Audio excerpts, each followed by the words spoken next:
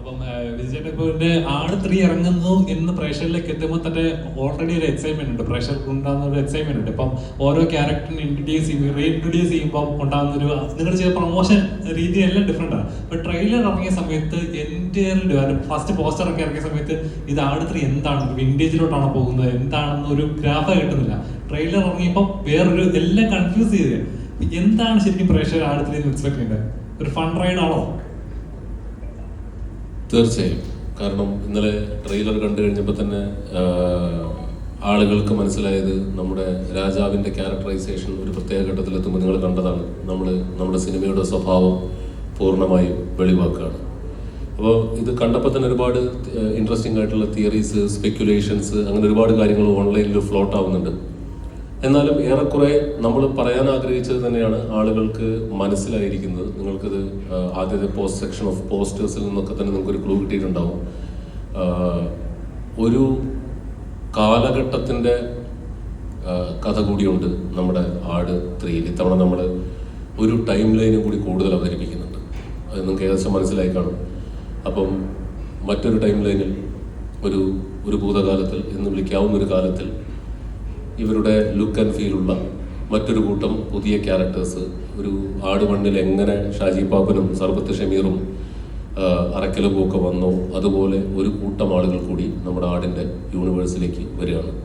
Actually ആട് cinematic universe എന്ന് നമ്മൾ പറഞ്ഞൊരു തമാശയ്ക്ക് പറഞ്ഞു തുടങ്ങിയതാണെങ്കിലും ഇപ്പം ഒരു 6-7 പുതിയ ക്യാരക്ടേഴ്സിൻ്റെ അഡീഷൻസോട് കൂടി നമ്മുടെ യൂണിവേഴ്സ് ഒന്നും കൂടി വലുതായിരിക്കുകയാണ്.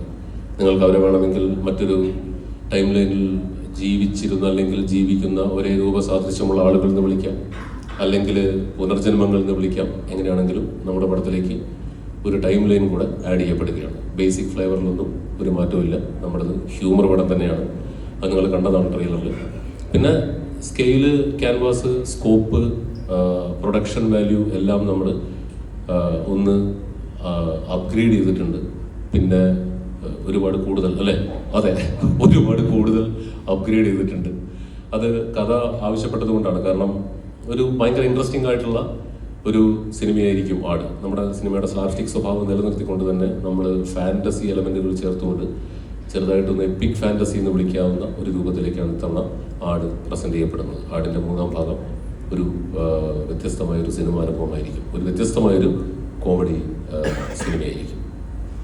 പ്രോമിസ് അല്ലെങ്കിൽ ഒരു വിശ്വാസം എന്ന് പറയുന്നത് ചെറിയൊരു കാര്യമില്ല. ഓൾറെഡി ഒരു പടം അത് പ്രേക്ഷകൻ എടുക്കോ ഇല്ലയോ, വിജയിക്കോ ഇല്ലയോ എന്ന് അറിയാതെ ഇതിനൊരു പാർട്ട് 2 ഉണ്ട്, വന്നിരിക്കും എന്ന് ഒരു പ്രോമിസ് കൊടുക്കുന്ന ചെറിയൊരു കാര്യമില്ല. ആ കോൺഫിഡൻസ് ഞാൻ ആട് 1 ഇറങ്ങിക്കഴിഞ്ഞ് ആട് 2 ചെയ്തപ്പോൾ ചെയ്തിരുന്നല്ലോ. അന്നും ഇതേ ചോദ്യം ചോദിച്ചിരുന്നു. ആട് 1 ഒരു ബോക്സ് ഓഫീസ് പരാജയമായിരുന്നിട്ട് ആട് 2 എങ്ങനെയാണ് ഇറക്കുന്നതെന്ന് നമ്മളോട് മീഡിയ മാത്രമല്ല തിയേറ്ററുകാർ ചോദിച്ചു, ഇൻഡസ്ട്രി ചോദിച്ചു. അതേ കോൺഫിഡൻസ് തന്നെയാണ് ആട് 3 ഇറങ്ങുമ്പോൾ പാർട്ട് 2 ഈ ഫ്രാഞ്ചൈസി അല്ലെങ്കിൽ ഈ ക്യാരക്ടേഴ്സിനെ മലയാളികൾ, ലോകമെമ്പാടുമുള്ള മലയാളികൾ ഒന്നടങ്കം സ്വീകരിച്ചിട്ടുള്ളതാണ്. അപ്പോൾ അതിൽ ആ ഫ്ലേവറും നമുക്കറിയാം, ഓഡിയൻസ് എന്താണ് പ്രതീക്ഷിക്കുന്നത്. നേരത്തെ മിഥുൻ പറഞ്ഞ പോലെ ഇതിൽ ആ ക്യാരക്ടേഴ്സിനോടൊപ്പം തന്നെ അവർ തന്നെ പെർഫോം ചെയ്യുന്ന, വേണമെങ്കിൽ പുനർജന്മം എന്ന് വിളിക്കാം, അല്ലെങ്കിൽ അതേ ടൈം ലൈൻസ്, പണ്ടത്തെ ടൈം ലൈൻസിൽ ജീവിച്ചിരുന്ന വേറൊരു ക്യാരക്ടേഴ്സ് എന്ന് വിളിക്കാം. അത് ഓരോരുത്തരുടെ ഇമാജിനേഷൻ പോലെ ഇത് ചെയ്യാവുന്നതാണ്. അപ്പോൾ ആട് 1 കഴിഞ്ഞ് ആട് 2 ഞങ്ങൾ വരുമ്പോൾ ഞങ്ങൾക്ക് മനസ്സിലായ ഒരു കാര്യം, ഈ ക്യാരക്ടേഴ്സിനെ ആളുകൾ ജനങ്ങളോട് മനസ്സുകൊണ്ട് സ്വീകരിച്ചു കഴിഞ്ഞു. അപ്പോൾ അവർക്ക് ഇഷ്ടപ്പെടുന്ന രീതിയിൽ ആ ക്യാരക്ടേഴ്സിനെ നമ്മൾ ഒരു കഥയോടൊപ്പം അല്ലെങ്കിൽ ഹ്യൂമർ ഫ്ലേവറോടൊപ്പം കൊണ്ടുവന്നാൽ മലയാളികൾ സ്വീകരിക്കുമെന്നുള്ള ഉറപ്പ് ഉള്ളത് കൊണ്ടാണ് ആട് 2 അത് ജനങ്ങൾ 2 കൈ നീട്ടി സ്വീകരിച്ചു. ആട് 3 വരുമ്പോൾ നേരത്തെ മിഥുൻ പറഞ്ഞ പോലെ ഇതിൻ്റെ സ്കെയിൽ വലുതാണ്. ഇതിലൊരു കുറച്ചും കൂടെ ഡെപ്തുള്ള ഒരു സ്റ്റോറി ഉണ്ട്. മറ്റത് ആട് 1 മിഥുൻ പറയുന്നതായിരിക്കും കറക്റ്റ്, നീലക്കുടി വരും. അപ്പം എന്താണ് ഇതിൻ്റെ വ്യത്യാസം എന്ന് ചോദിച്ചാൽ, ഇപ്പം ആട് 1 നമ്മളൊരു പെട്ടിയിലടച്ച നീലക്കൊടുവേലിക്ക് പിന്നാലെ ഓടി. ആട് 2 നമ്മളൊരു പെട്ടിയിലടച്ച ഒരു കമ്മട്ടത്തിൻ്റെ പിന്നാലെ ഓടി. ആട് 3 ആ ഓട്ടം പാപ്പനും സംഘവും തുടർന്നു കൊണ്ടേ ഇരിക്കുന്നു. 2 ടൈം ലൈനിൽ ചിലപ്പോൾ ഓടിയെന്ന് വരും. ഇത്രേ ഉള്ളൂ വ്യത്യാസം. ബേസിക്കലി ആ പഴയൊരു ടൈം ലൈൻ സൃഷ്ടിച്ചെടുക്കാൻ ഇത്തിരി കഷ്ടപ്പെട്ടു. അത് നിങ്ങൾക്ക് കാണുമ്പോൾ മനസ്സിലാവും. പാർട്ട് 3 എടുക്കാനും നമുക്കിപ്പോൾ പാർട്ട് 2-ൽ എന്തെങ്കിലും പോരായ്മകളുണ്ടെന്ന് ജനങ്ങൾ പറഞ്ഞാൽ ഞങ്ങൾ ഈ ഫ്രാഞ്ചൈസി എന്ന് പറയുന്നത് അടുത്ത പാർട്ടിൽ കണ്ടിന്യൂ ചെയ്യുന്നു എന്നുള്ള ഉറപ്പ് നൽകുന്നത് അത് കഥ, അത് സിനിമ കാണുമ്പോൾ നിങ്ങൾക്ക് മനസ്സിലാവും അത് എന്തുകൊണ്ടാണ് അങ്ങനെ പറയുന്നതെന്ന്. അത് ആദ്യം ഞങ്ങൾ പറയാതിരുന്നത് ഈ ഓൺലൈൻ മീഡിയയിൽ ഒരുപാട് കഥകൾ വരട്ടെ ഓരോന്നോരോന്നായിട്ട് വരട്ടെ എന്ന് പറഞ്ഞിട്ട് നമുക്ക് ട്രെയിലർ ഇറങ്ങി കഴിഞ്ഞിട്ട് അതിലൂടെ അത് ജനങ്ങളിലേക്ക് എത്തിക്കാം. എന്നിട്ട് അതിൻ്റെ കൂടെ ഭാഗമായിട്ടാണ് ഈ മീറ്റ് ആൻഡ് ഗ്രീറ്റ് ഞങ്ങൾ വെച്ചത്. അതേപോലെ തന്നെ ഇത് ഇറങ്ങുന്ന റിലീസ് ദിവസം തന്നെ 2 പടങ്ങൾ ഇറങ്ങുന്നത്, അത് 2 ഹെവി പടങ്ങൾ തന്നെയാണ്. ടോക്സിക്കും ഉണ്ട്, ദുരന്തവും ഉണ്ട്. അപ്പം എങ്ങനെയാണ് അതിനെ ഇപ്പോൾ തിയേറ്റേഴ്സിന്റെ എണ്ണം ഇപ്പോൾ പ്രേക്ഷകർ ഏതിനെ കയറും അല്ലെങ്കിൽ ഏതായിരിക്കും ഒരു ടെൻഷൻ ഉണ്ടാവുമല്ലോ? അല്ല, ഈദ് പോലൊരു സീസൺ മലയാളത്തിൽ വളരെ കുറച്ച് സീസണുകളിലേ ഉള്ളൂ. ഈദ് പോലൊരു സീസണിൽ വേറെ പടങ്ങൾ ഉണ്ടാവില്ല എന്ന് വിചാരിക്കാൻ മാത്രം ഒരിക്കലും അങ്ങനെ ഒരാളല്ലല്ലോ. അപ്പൊ എന്തായാലും പടങ്ങൾ ഉണ്ടാവും. 2 അന്യഭാഷാ ചിത്രങ്ങൾ വരുന്നു. അതിലൊരെണ്ണം ഫസ്റ്റ് പാർട്ട് ഹിറ്റായ സിനിമ തന്നെയാണ്. വേറൊരെണ്ണം അതേപോലെ ഓൾ ഇന്ത്യ ലെവലിൽ ഇറങ്ങുന്ന ഒരു മാസ് സിനിമയാണ്. പക്ഷേ ആട് എന്ന് പറയുന്നത് മലയാളികളുടെ സ്വന്തം ഫ്രാഞ്ചൈസിയാണ്. മലയാളികൾ കഴിഞ്ഞ 8 വർഷത്തിൽ ഞാൻ ഏറ്റവും കൂടുതൽ കേട്ടിട്ടുള്ള ചോദ്യം ആട് 3 എന്ന് വരും എന്നുള്ളതാണ്. അതിനുള്ള ഉത്തരവുമായി ഞങ്ങൾ വരികയാണ്. നിങ്ങൾ ചോദിച്ച ചോദ്യത്തിനുള്ള ഉത്തരവാണ്. അപ്പോൾ അത് നിങ്ങളുടെ ഉത്തരവാദിത്തമാണ്. മലയാള സിനിമയെ സ്നേഹിക്കുന്ന അല്ലെങ്കിൽ ആടിനെ സ്നേഹിക്കുന്ന ഞങ്ങൾ കൊണ്ടുവരുന്നു. ഇനി നിങ്ങൾ പറയോ അതിൻ്റെ കൂടെ വേറെ പടം ഉണ്ടായിരുന്നല്ലോ, ഇനി എന്ന് പറഞ്ഞ് ഞങ്ങളെ കാര്യമായിരുന്നു നിങ്ങളെന്താ ഒറ്റക്കിറക്കാൻ എന്നൊന്നും ചോദിക്കരുത്. പിന്നെ ഇത് ഒരു ക്ലീൻ യു ചിത്രമാണ്, ഫാമിലി എൻ്റർടൈനർ. അപ്പോൾ ഒരു സമ്മർ കാലത്ത് ഹോളിഡേ തുടങ്ങുന്ന സമയത്ത് ഇതുപോലുള്ള ഒരുപാട് ഹോളിഡേയ്സ് ഉള്ള അല്ലെങ്കിൽ എക്സാമുകളൊക്കെ കുറേ കഴിഞ്ഞു, പിന്നെ കുറച്ച് 2-3 ദിവസം കഴിയുമ്പോൾ വീണ്ടും എല്ലാ എക്സാമുകളും കഴിഞ്ഞു, കുട്ടികളും ഫ്രീ ആണ്. അപ്പോൾ ഫാമിലിയോടൊപ്പം ഒരുമിച്ച് വന്നിരിക്കാവുന്ന, അതായത് 18+ അല്ല, 10 വയസ്സോ 5 വയസ്സോ 2 വയസ്സോ ഉള്ള കുട്ടികൾക്ക് പോലും അമ്മയ്ക്കും അച്ഛനോടൊപ്പം വന്നിരുന്ന് എൻജോയ് ചെയ്യാവുന്ന ഒരു കംപ്ലീറ്റ് ഫാമിലി എൻ്റർടൈനറാണ്. അതാണ് നമ്മുടെ ഓഡിയൻസ്. ഇതൊരു ക്ലീൻ യു ചിത്രമായിരിക്കും എന്നുള്ളത് 24 പടത്തിൻ്റെ സെൻസറിങ്ങിന് പോയാൽ എനിക്ക് ഓൾറെഡി അറിയാം. അതുകൊണ്ട് ഇനി എന്തെങ്കിലും അങ്ങനെ ഒരു കട്ട് സെൻസർ പറഞ്ഞാൽ തന്നെ ഞങ്ങളത് കട്ട് ചെയ്യാൻ തയ്യാറുമാണ്. കാരണം ഇത് കുടുംബത്തോട് ഒരുമിച്ചിരുന്ന് വന്ന് കാണേണ്ട സിനിമയായതുകൊണ്ട് ആ ഓഡിയൻസ് ആടിലേക്ക് വരും എന്ന്, തുടക്കത്തിൽ തന്നെ ആടിലേക്ക് വരും എന്ന് ഞങ്ങൾ പ്രതീക്ഷിക്കുന്നു. പാർട്ടുകളായിട്ട് ഇറങ്ങുന്നത് വേറൊരു സിനിമ ഉണ്ടെന്ന് ഉണ്ടാവും മലയാളത്തിൽ. ഫ്രൈഡേ ഫിലിംസിന് ഓൺ ചെയ്യാൻ പറ്റുന്ന ഒരു പൊന്തുപോലെ തന്നെ ആയിരിക്കും അല്ലേ? ദൃശ്യം കഴിഞ്ഞാൽ ആട് 2 ആയെന്നുള്ളതുകൊണ്ടാണ് ദൃശ്യത്തിന് 2 ആഴ്ച മുമ്പേ ഞങ്ങൾ ഇറങ്ങുന്നത്.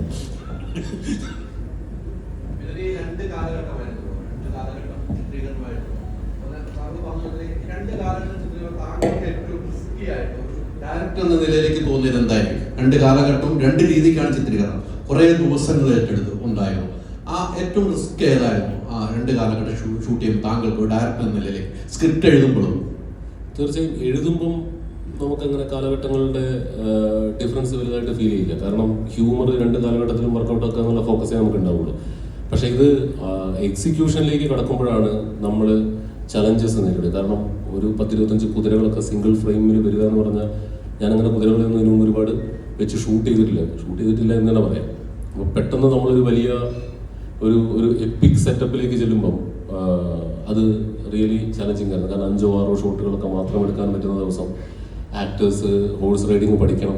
അങ്ങനെ ഒരു കൂട്ടം ആക്ടേഴ്സ് ആ ഭാഗത്തൊക്കെ ഇവിടെ ഇരിക്കുന്നുണ്ട്. അവരൊക്കെ ഹോഴ്സ് റൈഡിങ് പഠിച്ച് അത് ഇവരുമായിട്ട് കുതിരകൾ സെറ്റാവണം. അതിനിടയിൽ മഴ പെയ്യുന്നു. അങ്ങനെ ഒരു ഇപ്പം ഞങ്ങളൊരു 130ഓളം ദിവസം ഷൂട്ട് ചെയ്തത് ഏകദേശം 10 മാസത്തോളം എടുത്താണ്. മഴ ഒരു വലിയ ചലഞ്ചായിരുന്നു. ഇട്ട സെറ്റുകൾ കുറേ നശിച്ചുപോയി.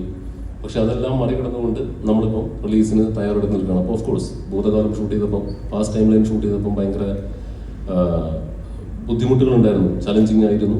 അറ്റ് ദ സെയിം ടൈം ഭയങ്കര കമ്പല്ലിങ് സിനാരിയോ ആയിരുന്നു. കാരണം നമ്മളിതുവരെ ചെയ്തിട്ടില്ലാത്ത ഒരു ഏരിയ എക്സ്പ്ലോർ ചെയ്തപ്പം എല്ലാവർക്കും അതൊരു കൗതുകമായിരുന്നു. ആ കൗതുകമാണ് നമ്മൾ ട്രെയിലറിൽ കാണുന്ന പാസ്റ്റ് ടൈം ലൈൻ വരുമ്പോൾ ആ വിഷ്വൽസിൻ്റെ പ്രൊഡക്ഷൻ വാല്യൂ, ക്വാളിറ്റി എന്നൊക്കെ പറയുന്നത്. എല്ലാവരും നമ്മുടെ DOP ആണെങ്കിലും നമ്മുടെ പ്രൊഡക്ഷൻ ഡിസൈനർ ആണെങ്കിലും കോസ്റ്റ്യൂം ആണെങ്കിലും എല്ലാവരും അതിനുവേണ്ടി ആത്മാർത്ഥമായി പ്രൊഡക്ഷൻ ടീമിൻ്റെ കൂടെ ജോലി ചെയ്തിട്ടുണ്ട്. അതുകൊണ്ട് തന്നെ അത് ഷൂട്ടിംഗ് ഇത്തിരി ബുദ്ധിമുട്ടായിരുന്നു. ബട്ട് സ്റ്റിൽ അപ്പം അത് എൻ്റർടൈൻമെൻറ്റ് ആക്കാനായിരുന്നു ഞങ്ങൾ ഈ കഷ്ടപ്പാടുകൾക്കിടയിലും ശ്രമിച്ചുകൊണ്ടിരുന്നത്. പിന്നെ 150 രൂപ കൊടുത്ത് സിനിമ കാണുന്ന പ്രേക്ഷകരെ സംബന്ധിച്ചിടത്തോളം എല്ലാ സിനിമയ്ക്കും ഒരേ കഷ്ടപ്പാട് തന്നെയാണ്. ബട്ട് ചലഞ്ചിങ് ഓഫ് കോഴ്സ് ഇതായിരുന്നു, ഭൂതകാലം ഷൂട്ട് ചെയ്യലായിരുന്നു. ഈ 2 കാലഘട്ടത്തിൽ ഈ പറഞ്ഞ പോലെ നമുക്ക് ചിരിക്കണം അല്ലേ, പ്രേക്ഷകർ ചിരിപ്പിക്കാനാണ് 2 കാലഘട്ടവും ഉപയോഗിക്കുന്നത് നമ്മൾ ഈ സിനിമയിൽ പറഞ്ഞത്.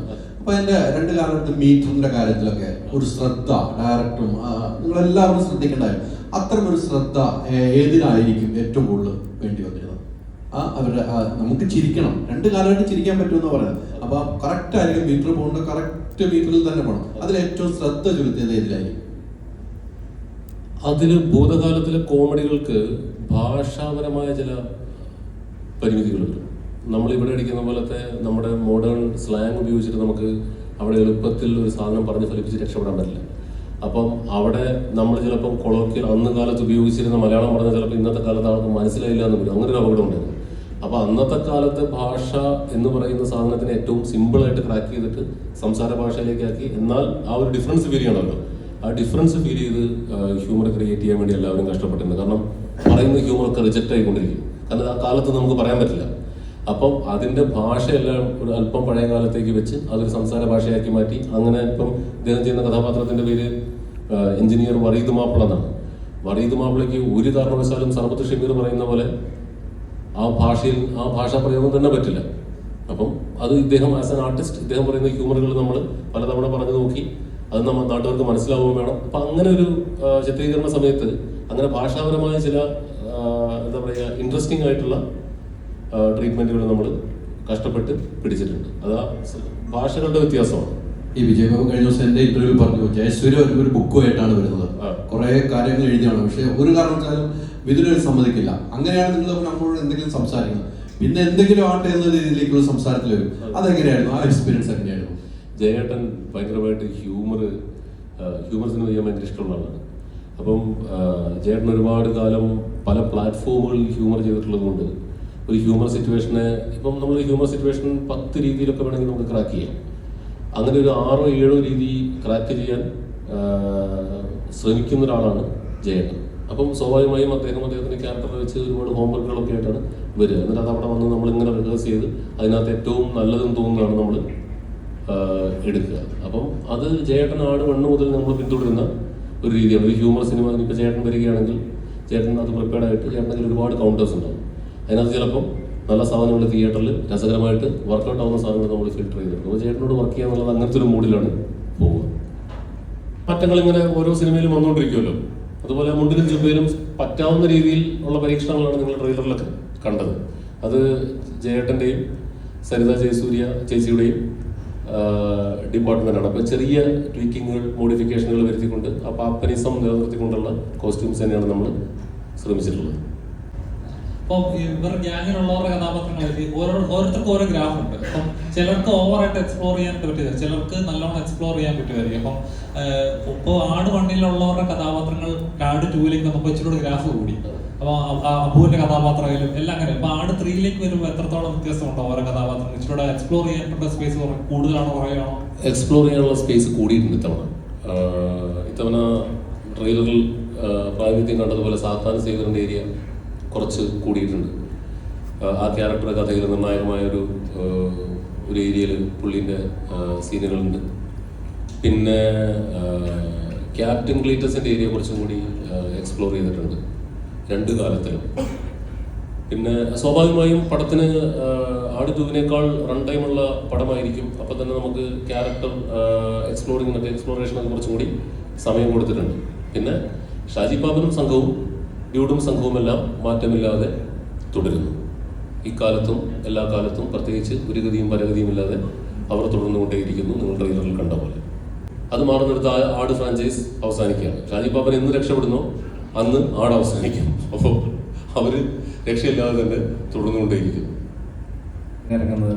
അപ്പൊ ആ രീതിയിൽ എന്തെങ്കിലും ചർച്ച വന്നിരുന്നോ, അതോ അത് മാറ്റിയതാണോ, വന്നിട്ട് മാറ്റിയതാണോ? കറക്റ്റ് ആട് 3D ചോദിക്കലും സൈജുവേട്ടനോടെ വന്നിരുന്നു. അദ്ദേഹമായിരുന്നു ആട് 3D ചെയ്യാന്നുള്ള പ്ലാൻ വെച്ചത്. ആക്ച്വലി അങ്ങനൊരു പ്ലാൻ ഉണ്ടായിരുന്നു, ആലോചന ഉണ്ടായിരുന്നു. പക്ഷേ സിനിമ ഇത്രയും വലുതായി മാറിയതിനു ശേഷം അതിൻ്റെ പോസ്റ്റ് പ്രൊഡക്ഷൻ എടുക്കാൻ പോകുന്നൊരു സമയം അത്യാവശ്യം ദൈർഘ്യമുള്ളതാണ്, ലെങ്തി പ്രോസസ്സാണ്. അപ്പോൾ പിന്നെ എപ്പിക് ഫാൻറ്റസിയിലേക്ക് നമ്മൾ മാറിക്കഴിഞ്ഞപ്പം ആ ഒരു കോംപ്ലിക്കേഷൻ കൂടി നമ്മൾ ഈ പറഞ്ഞ പോലെ ആ ടൈം എന്ന് പറയുന്ന ഒരു സാധനം ഉണ്ടല്ലോ, 3D കൺവേർഷന് വേണ്ടി മൊത്തം അതിനി തൽക്കാലം വേണ്ടാന്ന് പിന്നീട് തീരുമാനിക്കുകയായിരുന്നു. ഇനീഷ്യലി അങ്ങനെ ഒരു പ്ലാൻ ഉണ്ടായിരുന്നു. അന്ന് സിനിമ ഇത്ര വലുതല്ലായിരുന്നു. റൈറ്റിംഗ് സ്റ്റേജിൽ നമ്മളൊരു ബേസിക് സ്ട്രക്ചറേ ആയിട്ടുണ്ടായിരുന്നുള്ളൂ. പിന്നെ നമ്മുടെ ഷൂട്ടും എല്ലാം നീണ്ടുപോയപ്പോൾ 3D എന്നുള്ള പ്ലാൻ സ്വാഭാവികമായും നടക്കാതെ വന്നു. പിന്നെ അത് ഡ്രോപ്പ് ചെയ്തു. ഞങ്ങളൊരു കുടുംബമാണ്, ഞങ്ങൾ ആട് എന്ന് പറയുന്ന കുടുംബമാണ്. അവരുടെ തിരക്കുകളൊക്കെ ആടിന് വേണ്ടി മാറ്റിവെച്ച് വരും എന്ന് വിശ്വസിച്ച് തന്നെയാണ് ഈ പ്രോജക്റ്റിലേക്ക് ഇറങ്ങിയത്. അങ്ങനെ തന്നെ ഓരോ ആക്ടറും ഇതിനകത്ത് സഹകരിച്ചിട്ടുണ്ട്. ഇത് അവർക്കും കൂടെ ഇഷ്ടപ്പെട്ട ക്യാരക്ടറാണ്, അവർക്കും കൂടെ വേണ്ട ക്യാരക്ടറാണെന്നുള്ളത് പിന്നെ വളരെ മുമ്പ് തന്നെ പ്ലാനിങ് 2024 ഫെബ്രുവരിയിൽ നമ്മൾ അനൗൺസ് ചെയ്ത് അന്ന് തൊട്ട് തുടങ്ങിയ പ്ലാനിങ് ആണ്. ഏകദേശം 8 മാസം മുമ്പ് തന്നെ നമ്മളെല്ലാവരോടും പറഞ്ഞിരുന്നു. ആ ഇരിക്കുന്ന സൈജു കുറുപ്പ് ഏകദേശം 4 പടം, മലയാളത്തിലെ ഏറ്റവും തിരക്കുള്ള നായക നടന്മാരിൽ ഒരാളാണ്. അദ്ദേഹത്തിൻ്റെ 4 പടം മാറ്റി വെച്ചിട്ടാണ് അരപ്പടത്തിൻ്റെ പൈസയും വാങ്ങിച്ചിട്ട് ഈ പടത്തിന് വന്നിരിക്കുന്നത്. മെന്റൽ ബോണ്ടാണ്, ഞങ്ങളെല്ലാവരും തമ്മിലൊരു മെന്റൽ ബോണ്ടിലാണ് ഇത് വർക്ക് ചെയ്യുന്നത്. അങ്ങനെ ഞങ്ങൾ പണ്ടത്തെ മലയാള സിനിമയാണ് ഫോളോ ചെയ്യുന്നത്. വാക്ക് കൊടുത്തു, വാക്കിന് പിന്നെ മാറ്റമില്ല. പേപ്പറുകളൊക്കെ എന്താണ്, പേപ്പർ കൊണ്ടൊന്നും നമ്മൾ ഈ കുടുംബത്തിലെ ഒരു അംഗവുമായിട്ടൊരു പേപ്പർ വെച്ചിട്ട് അതിൻ്റെ പേരിൽ ഒരു ചർച്ച അല്ലെങ്കിൽ അസോസിയേഷൻ പോവുക അങ്ങനെയൊന്നും വിചാരിക്കുന്ന രീതിയല്ല. ഈ കുടുംബത്തിലെ ഓരോ അംഗങ്ങളും, ആർട്ട് ഫ്രാഞ്ചൈസിലെ ഓരോ അംഗങ്ങളും ഇതിൻ്റെ ഭാഗമാണ്. നമ്മൾ ആക്സ് എ പ്രൊഡക്ഷൻ ഹൗസ് ഈ സിനിമയെ സ്നേഹിക്കുന്ന പോലെ തന്നെ അവരും ആ ക്യാരക്ടേഴ്സിനെ സ്നേഹിക്കുന്നു. എനിക്കറിയാം ഈ സിനിമയിലെ ഓരോ കഥാപാത്രങ്ങളും ഞങ്ങൾ തന്നെ പല സിനിമകളുടെ ഭാഗമായിട്ട് ഇപ്പോൾ ഈ സൈജുവും ഞാനുമായിട്ട് പോയിട്ടുണ്ട്. എന്നെ ഷമീർ സാറേ എന്നും സൈജുവിനെ അബു എന്നാണ് വിളിക്കുന്നത്. ഞങ്ങൾ ചിലപ്പോൾ അറിയാതെ തിരിഞ്ഞു നോക്കാതെ പോകും. അപ്പോൾ ചോദിക്കും ജാടയാണോ എന്ന്. അപ്പോഴാണ് നമ്മളെയാണല്ലോ വിളിച്ചതെന്ന് പറഞ്ഞ് തിരിഞ്ഞു നോക്കിയിട്ടുണ്ട്. അപ്പം അത്രമാത്രം എന്നോട് ഇന്ദ്രൻ ചേട്ടൻ പറഞ്ഞിട്ടുണ്ട്, എത്രയോ സിനിമകളിൽ അഭിനയിച്ചിട്ടുണ്ട്, ഇപ്പോൾ പോകുമ്പോൾ പലയിടത്തും പോകുമ്പോൾ ശശിയാചാരെന്നാണ് വിളിക്കണതെന്ന്. അപ്പം അതാണ് അതിൻ്റെ, അപ്പം അത്രയും മാത്രം അവരെ സ്നേഹിക്കുന്നുണ്ട്. അതുകൊണ്ട് ഈ സിനിമയായിട്ട് വളരെ വളരെ നല്ല രീതിയിൽ എല്ലാ ആക്ടേഴ്സും ഓരോ എനിക്ക് ജയസൂര്യ തൊട്ടിട്ട് വേറെ ഒരു സിനിമയും ജയസൂര്യ സിനിമയുടെ സമയത്ത് ചെയ്തിട്ടില്ല. 6 മാസം എന്ന് പറയുന്നത് 10 മാസത്തോളം ഷൂട്ട് പോയി, 10 മാസത്തോളം. അതിനുശേഷം ലുക്ക് ചേഞ്ച് ഉണ്ടായിരുന്നു. അതിൻ്റെ ഇടയിൽ നേരത്തെ മിഥുൻ പറഞ്ഞ പോലെ ഹോഴ്സ് റൈഡിങ് പഠിക്കാനായിട്ട് കുറേ സമയം അവരെടുത്തു. അതിൻ്റെ പഴയ കാലത്തെ ഇപ്പം മേക്കപ്പിനും കോസ്റ്റ്യൂമിനും തന്നെ ഓരോ ദിവസവും 1-2 മണിക്കൂറൊക്കെ ഓരോ ക്യാരക്ടേഴ്സിന് എടുക്കാറുണ്ട്. അപ്പോൾ അതിനൊക്കെ ഒരുപാട് സമയം. പിന്നെ ഇവരിട്ടിരിക്കുന്ന കോസ്റ്റ്യൂമൊന്നും അത്ര ഹെവി ലൈറ്റ് വെയിറ്റ് ഉള്ള സാധനങ്ങളൊന്നും അല്ല. ഞാനിടയ്ക്ക് ചോദിച്ചു, ഈ രാജാക്കന്മാരൊക്കെ പണ്ട് ഇങ്ങനെയായിരുന്നു, രാവിലെ എണ്ണീറ്റ് ഇതൊക്കെ ഇട്ട് ഇങ്ങനെയാണോ ഇറങ്ങി നടക്കാറ്? ഈ സാധനം വെച്ചിട്ടാണോ ഇവരൊക്കെ യുദ്ധത്തിന് പോകുന്നത്? ഇവർ ആ തലയിലിരിക്കുന്ന ഹെൽമെറ്റിന് ഏകദേശം 3 കിലോയോളം ഭാരമുണ്ട്. അപ്പോൾ അത് സ്റ്റെഫി എന്ന് പറയുന്ന ഞങ്ങളുടെ കോസ്റ്റ്യൂം ഡിസൈനർ 6 മാസമോ 5 മാസമോ കണ്ടാണ് ഇതിൻ്റെ പ്രൊക്യൂർമെൻറ്റിന് മാത്രം നടന്നിട്ടുള്ളത്. സ്റ്റെഫി പല ഇൻ്റർവ്യൂവിലും പറഞ്ഞിട്ടുണ്ട്. അതായത് രാജസ്ഥാൻ, ഡൽഹി, നോർത്ത് ഇന്ത്യയിൽ മൊത്തം, അതുപോലെ ഹൈദരാബാദ്, അങ്ങനെയുള്ള പല സിനിമകളിൽ നിന്ന് കൂടാതെ ഇന്ത്യയിലെ വലിയ തമിഴ്നാട്ടിൽ പീരിയോഡിക് സിനിമ ചെയ്തിട്ടുള്ള മറ്റുള്ള കോസ്റ്റ്യൂം ഡിസൈനേഴ്സുമായിട്ടും കൂടെ കൺസൾട്ടൻ്റായിട്ട് വെച്ചിട്ടാണ് നമ്മളത് അവരുടെ നിന്നും കൂടെ ഒക്കെ ബോറോ ചെയ്തിട്ടുണ്ട്. അപ്പം അത്രയും കഷ്ടപ്പെട്ടാണ് സിനിമ. 10 മാസത്തോളം എൻ്റെ ഷൂട്ട് നടന്നു എന്ന് പറയുമ്പോൾ തന്നെ എന്തുമാത്രം ആ ആക്ടേഴ്സ് ഈ സിനിമയെ സ്നേഹിക്കുന്നുണ്ടെന്ന് അറിയാം. സോ ബോണ്ടും കാര്യങ്ങളൊന്നുമില്ല, വാക്കാണ്. ഇവരില്ലാതെ എന്ത് സിനിമ? അതൊക്കെ അവർക്കും അറിയാം. നേരത്തെ ഇതിൻ്റെ കഥ അല്ലേ ഉണ്ടാവുന്നു, ഇതിൻ്റെ പാർട്ട് 2 ഉണ്ടാവുന്നൊക്കെ ഉള്ള അറിയാം. പിന്നെ ഈ പാപ്പനൊക്കെ രക്ഷപ്പെടത്തില്ലെന്നൊക്കെ ഇതും ചുമ്മാ ഒരു നമ്പർ അടിച്ചതാ. ഇപ്രാവശ്യം രക്ഷപ്പെടാനുള്ള സാധ്യത ഞാൻ കാണുന്നുണ്ട്.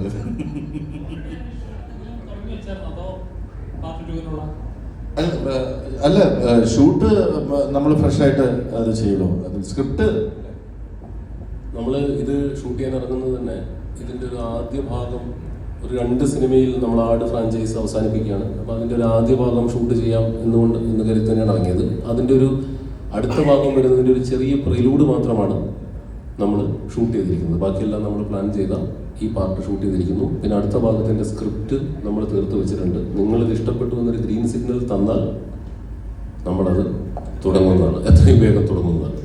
ഫ്യൂഷൻ കഴിഞ്ഞ് ഒരു പ്രിലൂഡും ചെയ്തിട്ടുണ്ട്, പ്ലസ് സെക്കൻഡ് പാർട്ടിൻ്റെ സ്ക്രിപ്റ്റ് തീർത്ത് വെച്ചിരിക്കുന്നു.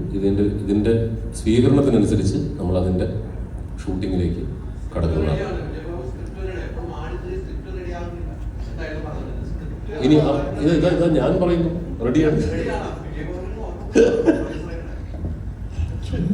ഹൈദരാലി ഉണ്ടെന്നുള്ള വരവറിയിച്ചതല്ലേ, എല്ലാം റെഡിയാണ്. ഈ ആട് 1ഉം ആട് 2ലും ഇല്ലാത്ത വലിയ താരങ്ങളെ ആട് 3യിലേക്ക് പ്രതീക്ഷിക്കാം. മെയിൻ കഥാപാത്രങ്ങളെല്ലാം ഇത് തന്നെയാണ്. പിന്നെ നിങ്ങൾ ട്രെയിലറിൽ കണ്ടവല്ലോ, ഒരാൾ വേറൊരു നമ്മുടെ ഹോളിവുഡിൽ നിന്നും ഒരു ആക്ട്രസ് വരുന്നുണ്ട്, അലിയ ബോൺ എന്നാണ് അവരുടെ പേര്. ഓൾറെഡി നിങ്ങൾ ട്രെയിലർ കണ്ടാണ്. അതാണ് മെയിൻ കഥാപാത്രം. ചെറിയ ചെറിയ കഥാപാത്രങ്ങൾ വന്നും പോയി ആട് 2ലും 1ലും ഉള്ള പോലെ തന്നെ വന്നും പോയി നിൽക്കും. സോഷ്യൽ മീഡിയയിൽ കുറെ റൂമേഴ്സ് സ്പ്രെഡ് ചെയ്യുന്നുണ്ട് ലാലേട്ടൻ മമ്മൂക്ക. അത് തീർക്കാനാണ് ഞങ്ങൾ ഇവിടെ ഇരിക്കുന്നത്. ചോദിച്ചോ, എന്താണ് കംപ്ലീറ്റ് ആയിട്ടില്ലല്ലോ? എന്താ? ലാലേട്ടൻ മമ്മൂക്ക ഇല്ല. മിഥുൻ ചേട്ടാ, ഇപ്പം മൾട്ടിപ്പിൾ ജോണറിലെ സിനിമ ചെയ്യുന്ന ഡയറക്ടേഴ്സ് ഭയങ്കര ബ്രില്യൻ്റ് ആണെന്ന് പറയലുണ്ട്. ഇപ്പോൾ കഴിഞ്ഞ 2 സിനിമകൾ നോക്കിക്കഴിഞ്ഞാൽ ത്രില്ലർ സിനിമകളാണ്. അപ്പോൾ അത് തന്നെ ആസ് എ ഡയറക്ടർ കുറേ ബ്രേക്ക് വന്നിട്ടുണ്ട്. അപ്പോൾ അതിൽ നിന്നാണ് വീണ്ടും ആട് 3യിലേക്ക് വന്നേക്കുന്നത്, അത് സേഫ് സോണിലേക്ക് വന്നേക്കുന്നത്. അപ്പോൾ ആ കഴിഞ്ഞ 2 സിനിമകൾ ആസ് എ ഡയറക്ടർ തന്ന ആ ഒരു എക്സ്പീരിയൻസ് ഈ പടത്തിൽ എത്രത്തോളം യൂസ് ചെയ്യാൻ സാധിച്ചിട്ടുണ്ട്? എന്തൊക്കെ മാറ്റങ്ങൾ അപ്പം ആസ് എ ഡയറക്ടർ ഇതിൽ ചെയ്തിട്ടുണ്ട്? ശരിക്കും ആടിന് ശേഷം 2 ത്രില്ലേഴ്സ് വന്നു. 5-ാം പാതിര വന്നു, അബ്രഹാം ഹോസ്ലർ ചെയ്തു. അതോടൊപ്പം തന്നെ ഹോട്ട്സ്റ്റാറിന് വേണ്ടി ഒരു സീരീസും പൂർത്തിയാക്കിയതിന് ശേഷമാണ് നമ്മൾ ആടിൻ്റെ ഷൂട്ടിലേക്ക് കടന്നത്. അപ്പോൾ ത്രില്ലർ അതിനിടയിൽ ഗരുഡൻ എഴുതി, ഫീനിക്സ് ചെയ്തു. അപ്പോൾ ത്രില്ലേഴ്സ് എന്ന് പറയുന്നത് ആക്ച്വലി ഐ ലൈക്ക് ദാറ്റ്. നമുക്ക് ഭയങ്കര ഇഷ്ടപ്പെട്ട എൻ്റെ പ്രിയപ്പെട്ട ജോണറുകളിൽ ഒന്ന് തന്നെയാണ്. വേണമെങ്കിൽ പ്രിയപ്പെട്ട ജോണർ എന്ന് തന്നെ പറയാവുന്ന ഒന്നാണ്. പക്ഷേ ഇപ്പോൾ കോമഡി സേഫ് സോൺ എന്ന് പറയുമ്പം ആക്ച്വലി കോമഡിയാണ് പാട്, ബുദ്ധിമുട്ട്. കാരണം ത്രില്ലർ ചിലപ്പോൾ നമുക്ക് എങ്ങനെയെങ്കിലുമൊക്കെ ത്രില്ലൊക്കെ അടുപ്പിച്ച് ചിലപ്പോൾ രക്ഷിച്ചെടുക്കാനൊക്കെ പറ്റിയേക്കും. പക്ഷേ ഹ്യൂമറിന് നമ്മൾ ഒരു ഹ്യൂമർ സീൻ ക്രിയേറ്റ് ചെയ്തിട്ട് നിങ്ങൾ ചിരിച്ചില്ലെങ്കിൽ പോയി. ഇപ്പോൾ ലോക സിനിമയിൽ ആക്ച്വലി എല്ലാവരും പറയുന്നത് എടുത്ത് ഫലിപ്പിക്കാൻ ഏറ്റവും ബുദ്ധിമുട്ടുള്ള ജോണറാണ് കോമഡി. അതെന്തുകൊണ്ടോ ആദ്യം തന്നെ ഓം ശാന്തി അവസാനിയിൽ തുടങ്ങിയപ്പോൾ അതെ പല ഏജ് ഗ്രൂപ്പിലും പല ഹ്യൂമർ, അങ്ങനെ ഒരുപാട് ചലഞ്ചസ് ഉണ്ട് ഹ്യൂമറിന്. അപ്പോൾ അതെന്തുകൊണ്ട് ഓം ശാന്തി അവസാനിയിൽ അത് ക്ലിക്കായപ്പം അതിൻ്റെ ഒരു നാക്ക് പിടിച്ച് നമ്മൾ കുറച്ച് സിനിമകൾ ചെയ്തതാണ്. അത് ആടിലും വർക്കൗട്ടായി. അപ്പം പിന്നെ പ്രിയപ്പെട്ട ജോണർ ചെയ്യാനൊരു അവസരം കിട്ടിയപ്പോൾ ത്രില്ലേഴ്സ് ചെയ്തു. നമ്മൾ ഓൾറെഡി ആട് 3 ആട് 2ൻ്റെ സമയത്ത് അനൗൺസ് ചെയ്തതാണ്. തിരിച്ചു വീണ്ടും നമ്മൾ ഹ്യൂമറിലേക്ക് വരുന്നു. ഇത്തവണ നമ്മൾ പുതിയൊരു ആടുമായിട്ട് വരിക, പുതിയൊരാടുമായിട്ട് വരിക.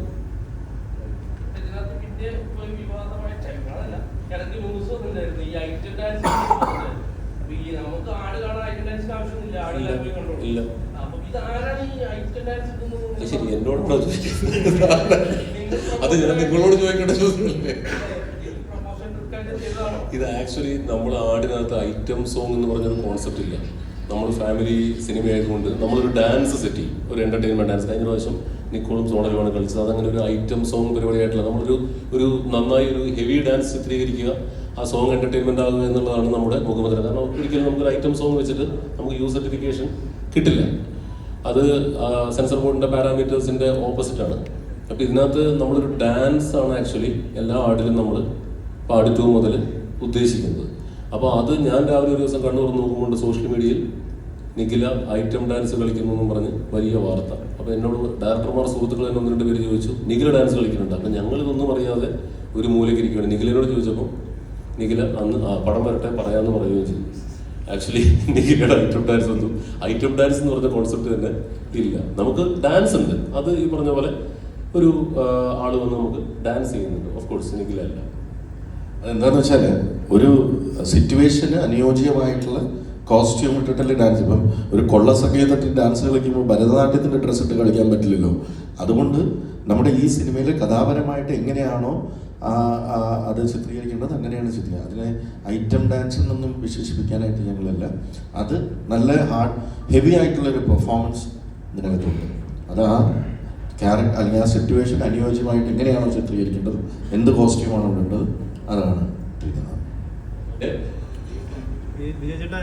ആട് 3D ക്ലാസ് ഒക്കെ വെച്ച് കാണാമെന്ന് പ്രതീക്ഷിച്ചിരിക്കുകയായിരുന്നു. വെച്ച് കണ്ടോ?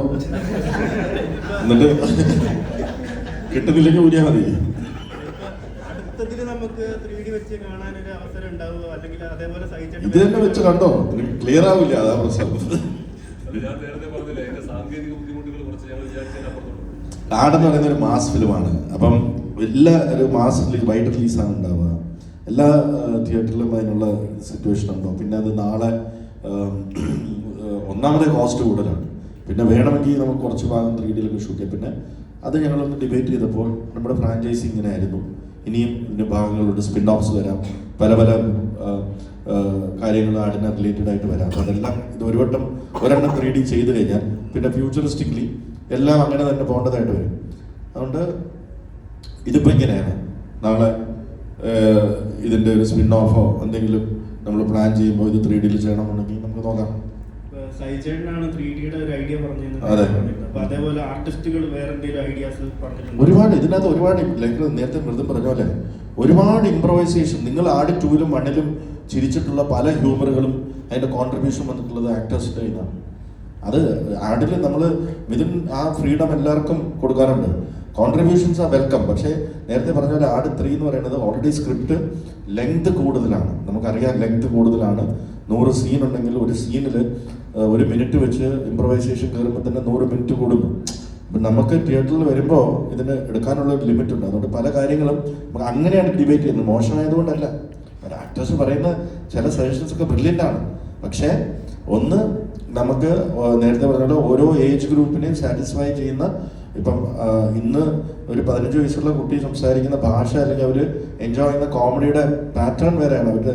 എന്നാൽ 60 വയസ്സ് ഉള്ള ഒരു മുതിർന്ന സിറ്റിസൺ സംസാരിക്കുന്ന അല്ലെങ്കിൽ അവരുടെ ഹ്യൂമർ വേറെയാണ്. ആടിൻ്റെ ഓഡിയൻസ് ഇത് രണ്ടുമാണ്. 15 വയസ്സും 60 വയസ്സും 70 വയസ്സും. അപ്പം അവർക്കും മനസ്സിലാവണം. അപ്പം ആ ഒരു ബാലൻസിങ് ആക്ട് കൊണ്ടുവരിക. അതിനോടൊപ്പം തന്നെ ആട് 3 ശക്തമായ ഒരു സ്റ്റോറി ഉണ്ട്. ഇപ്പം ആട് 1 നീലക്കൊടുവേലിയിൽ പുറകെ പോയി, ഇതിൽ ആട് അല്ലെങ്കിൽ കമ്മട്ടത്തിൻ്റെ പുറകെ പോയി. ഇതിൽ കുറച്ചും കൂടെ ഈ 2 ടൈം ലൈൻ എസ്റ്റാബ്ലിഷ് ചെയ്യാനുള്ള ഒരു സമയവും ആ സ്റ്റോറി എസ്റ്റാബ്ലിഷ്മെന്റ് അതും ഞങ്ങൾക്ക് വേണം. അപ്പം അതുകൊണ്ടാണ് കോമഡികൾ ഡിബേറ്റ് ചെയ്ത് അതിൽ ആ ബാലൻസിങ് ആക്ട് ചെയ്ത് കറക്റ്റായിട്ടുള്ള കാര്യങ്ങൾ മാത്രം എടുത്ത് പോയിക്കൊണ്ടിരുന്നത്. അങ്ങനെ തന്നെയായിരിക്കും. എല്ലാ ക്യാരക്ടറിനെയും പുതിയ ക്യാരക്ടർ അഡീഷൻസിനെയും നമ്മൾ അങ്ങനെ തന്നെയായിരിക്കും സ്വാഗതം ചെയ്യുക. അത് ആടിൻ്റെ ഒരു കീഴ്വഴക്കമാണ്. അല്ലെങ്കിൽ നമ്മൾ മാസം ട്രീറ്റുകളെ അങ്ങനെയാണ് കൊണ്ട് പറഞ്ഞുകൊടുക്കുന്നത്. പക്ഷെ അങ്ങനെയല്ല, പ്രധാനപ്പെട്ട ക്യാരക്ടേഴ്സ് വരുമ്പോൾ നമ്മൾ അങ്ങനെയാണ് അവതരിപ്പിക്കുക. നമ്മുടെ ഒരു പടത്തിൻ്റെ ഒരു രീതിയും സ്റ്റൈലും അങ്ങനെയാണ്. പിന്നെ നമ്മുടെ സൈജുവേട്ടൻ ഭാഗത്ത് ആർട്ടിസ്റ്റുകൾ വന്നിട്ടുണ്ട്, അവരോട് സംസാരിക്കാം, വിശേഷങ്ങൾ ചോദിക്കാം. തൊട്ടിപ്പുറത്തിരിക്കുന്ന ആളെ നിങ്ങളൊന്ന് പരിചയപ്പെട്ട് വെക്കേണ്ടതാണ്. അനീസ് നാടോടി, അദ്ദേഹമാണ് നമ്മുടെ പ്രൊഡക്ഷൻ ഡിസൈനർ. ആടിൻ്റെ പടുകൂറ്റൻ വിഷ്വൽസിന് പിന്നിൽ പുള്ളിയാണ്.